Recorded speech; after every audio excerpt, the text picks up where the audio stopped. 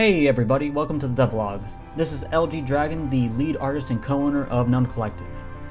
It has been a while since the last devlog from Aaron, and that's mostly due to him prioritizing coding over making update videos. We greatly appreciate what Aaron has done thus far, though. Of course, the first video I happen to be a part of has to deliver some somewhat disappointing news. Well then, the basic gist is that we have done away with due dates and are now focusing on getting out the content we want rather than being on time. The reasoning is that we felt that the due date was screwing up development. There was more focus on meeting the promised date rather than getting the content we wanted. Y'all might be unaware of this, but me and Aaron are particularly terrible at estimating how much time we need. We are college students though, so we should have expected some snags. That being said, this will be our philosophy moving forward. We will tell y'all when we feel that we are close to completion, then we will release when we are actually complete.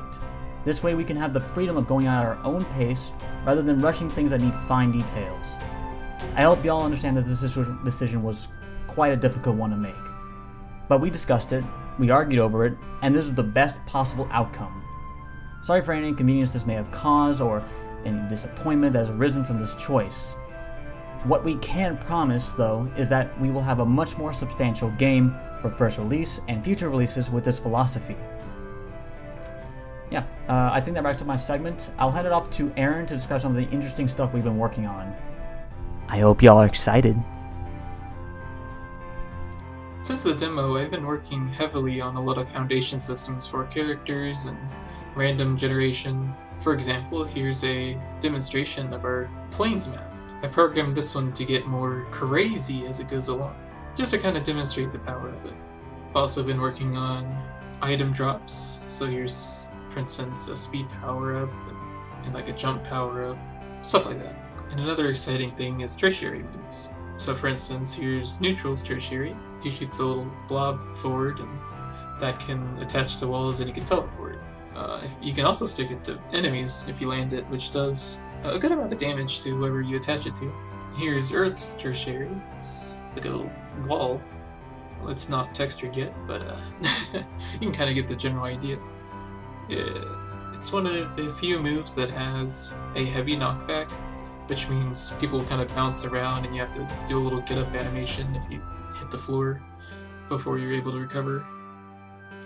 Oh, and we finally got Ice's secondary, and I was having a lot of trouble with thinking about how to do destructible walls since it needed to parent both walls and enemies. Turns out you don't need to do it both, you can just have it to where it only parents walls and then it's a subset of wall that has health, which makes it a lot easier in code and a lot nicer to deal with. As far as characters go, here's an example character. This one's name is Daisy. Not too sure why I decided to do her first. I just picked one and started coding it. So one thing interesting about our game is every character can technically be player controlled. So for instance, Daisy, if you hold up, she'll raise her microphone up to her mouth, and if you hold forward, or left or right, she'll put the microphone out like she's interviewing somebody. So using that information, I created a character system that would automatically push those buttons depending on events that were happening.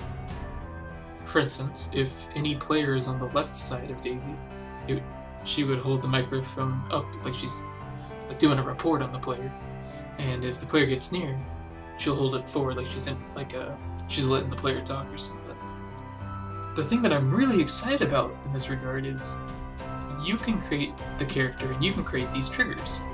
If you want the trigger to be if the object's on the right, then you can do that. You can code it to where there's a box on the right and it triggers up, for instance. There's this whole trigger and action menu we used, and it's going to be really cool to play around with each character. Which would also mean you can program your own enemies to do certain attacks at certain periods of time instead of just letting them do their own AI. Really cool stuff. Well, anyways, that's all that I have to show you at the moment, so feel free to check us out on Discord, or I've been doing a lot of streaming recently if you ever want to stop by and say hi. Post all that in the description. Thanks for watching all the way to the end of this, and I'll see you guys in the next video.